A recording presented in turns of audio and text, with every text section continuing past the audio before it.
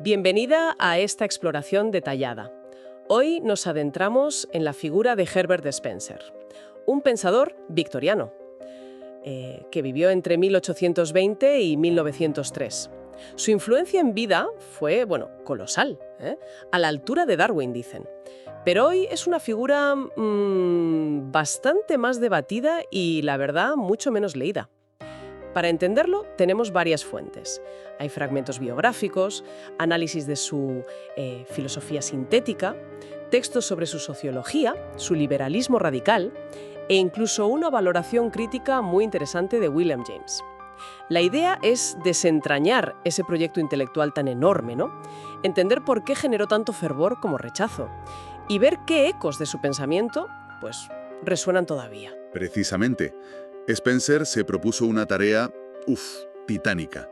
Unificar nada menos que todo el conocimiento humano, desde cómo se forman las galaxias hasta, la ética, la política, todo bajo una única ley universal, la evolución. Una empresa intelectual que hoy nos parece casi inconcebible.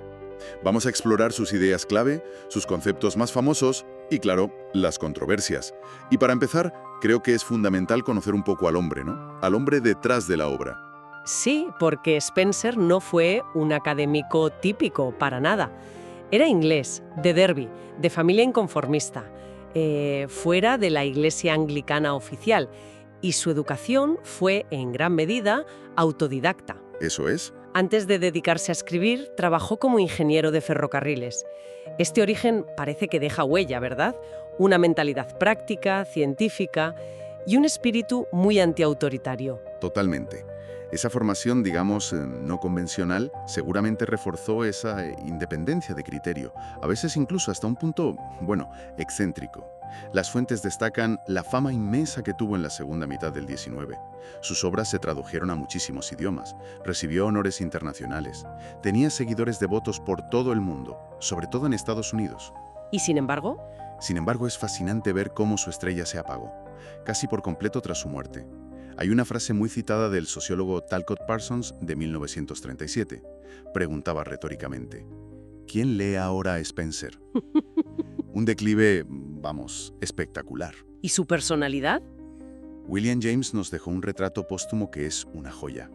Compleja, llena de contrastes. Ajá. James lo describe como una mezcla asombrosa de grandeza y pequeñez. Alguien que podía inspirar a opiniones, radicalmente opuestas.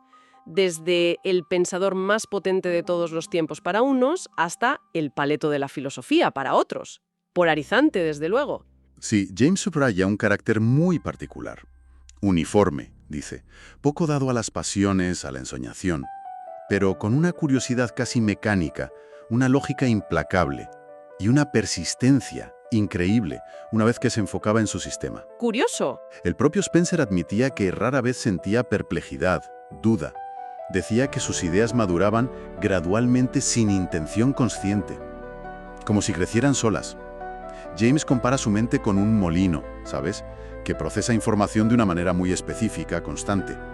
Y esta forma de pensar tan sistemática, tan segura de sí misma, marcó toda su obra. Hablemos entonces de esa obra cumbre, su gran proyecto, la filosofía sintética. Suena imponente. Vale, vamos a desgranar esto. ¿Cuál era el núcleo? Era un sistema monumental, publicado a lo largo de décadas en volúmenes interconectados. Primeros principios de biología, psicología, sociología, ética. La idea central, como decíamos, es que la evolución no es solo biológica, es una ley cósmica, universal. Rige todo cambio en el universo, desde una nebulosa hasta la mente humana o la sociedad. Todo sigue un patrón evolutivo. En primeros principios da una fórmula famosa para esta ley. Es un poco densa, ¿no? Sí, la fórmula original, un paso de una homogeneidad indefinida e incoherente a una heterogeneidad definida y coherente. Y sigue, acompañado de una integración de la materia y disipación concomitante del movimiento. ¿Podríamos traducirlo un poco? Claro. Suena abstracto, pero la idea básica es esa, que todo tiende a pasar de simple, indiferenciado, desorganizado, como una nube de gas, ¿vale? Homogénea. A un estado más complejo, con partes diferenciadas, especializadas, pero a la vez más interconectadas, más organizadas. Ah, vale. Como un sistema solar, con planetas distintos pero relacionados, o un organismo, con órganos especializados pero interdependientes. Es diferenciación e integración, a la vez. Como un embrión desarrollándose. Exacto. Esa es la imagen que tenía en mente, pero aplicada a todo. Y aquí, claro, surge la comparación con Darwin. Spencer ya usaba evolución antes de 1859. ¿Cómo se relacionan? ¿Fue un precursor o adaptó a Darwin? Es complicado. Spencer ya tenía una visión evolucionista general antes de Darwin. Estaba muy influido por Lamarck, por ejemplo, la herencia de caracteres adquiridos. Ah, claro. Y por otros, como Erasmus Darwin en la bulla de Chartres. Lo que Darwin le dio fue, sobre todo, un mecanismo causal, la selección natural. El motor, digamos. Eso es. Spencer lo adoptó, sí, pero lo integró en su sistema a su manera. Siempre mantuvo elementos lamarckianos. Creía que los rasgos adquiridos en vida, como los músculos por ejercicio, se podían heredar. Algo que hoy sabemos que no es así. Exacto. Y otra diferencia crucial con Darwin. Para Spencer, la evolución tenía una dirección, un propósito, un progreso constante hacia, mayor complejidad, perfección, un equilibrio final. Darwin, en cambio, no veía propósito ni dirección necesaria en la evolución. Era más contingente. Entiendo. Dentro de esta filosofía total, también metió un concepto que suena diferente, lo incognoscible. ¿Qué era eso? Era su forma de lidiar con los límites del conocimiento y la relación ciencia-religión. Trazó una línea muy clara. Por un lado, lo cognoscible, el mundo de los fenómenos, la experiencia, el dominio de la ciencia. Por otro, lo incognoscible, la realidad última, la fuerza absoluta detrás de todo, pero que no podemos comprender. ¿Por qué incognoscible? Porque no podemos experimentarla directamente. Trasciende nuestra capacidad. Con esto intentaba, reconciliar ciencia y religión, o una especie de agnosticismo reverente. La ciencia para lo conocible, la religión o el misterio para lo incognoscible. Una forma de salvar ambas cosas. Sí, aunque críticos como James Mill lo vieron algo artificial, ingenuo, pero para Spencer era clave en su sistema. Vale. Y desde esta visión de evolución universal, Spencer dio un paso audaz. Sí, y muy polémico. Aplicar estas ideas directamente a la sociedad, verla casi como un ser vivo. La famosa analogía de la sociedad como organismo. ¿Cómo la desarrolló? Exacto. En sus principios de sociología le dedica mucho espacio. No era una simple metáfora, ¿eh? Para él, sociedades y organismos compartían características fundamentales que los distinguían de lo inorgánico. ¿Cuáles eran esos puntos clave? Más allá de que la sociedad crece, supongo. Sí, mucho más. Podemos sacar varios puntos clave. Primero, el crecimiento, claro. Aumentan de masa. Segundo, más importante, la diferenciación estructural. Al crecer, sus partes se multiplican y se hacen distintas. Piensa en un embrión desarrollando órganos o una sociedad simple que evoluciona a clases sociales, profesiones. Entendido. Más partes y más diferentes. ¿Qué más? Tercero, la diferenciación funcional. Esas partes diferentes asumen funciones especializadas. El corazón bombea, el hígado procesa. En la sociedad, unos gobiernan, otros producen, otros comercian. Vale. Cuarto, surge una interdependencia creciente. La función de cada parte es necesaria para las demás, pulmones y corazón, o mineros y herreros. Él lo llama división fisiológica del trabajo. Un término biológico aplicado a la sociología. Exacto. Y quinto, la relación entre la vida del conjunto y la de sus unidades. Organismos y sociedades se componen de unidades vivas, células o individuos. La vida del conjunto, organismo, sociedad, dura más que la de sus unidades, que se reemplazan. Y puedes destruir el conjunto sin matar al instante a todas las unidades. Es una analogía muy trabajada. Pero aquí viene lo crucial. Él mismo señaló diferencias fundamentales. Y parece que ahí está la clave de su liberalismo, ¿no? Absolutamente. Aquí está el giro, el fundamento de su liberalismo. Señala dos diferencias clave. La primera, naturaleza discreta frente a concreta. Las partes de un animal, células, órganos, forman un todo concreto. Están pegadas. Las partes de una sociedad, los individuos, forman un todo discreto. Están separados físicamente.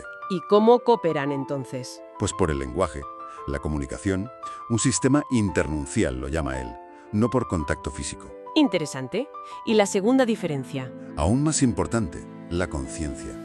En un animal superior, dice Spencer, la conciencia, sentir placer, dolor, está concentrada en el sistema nervioso.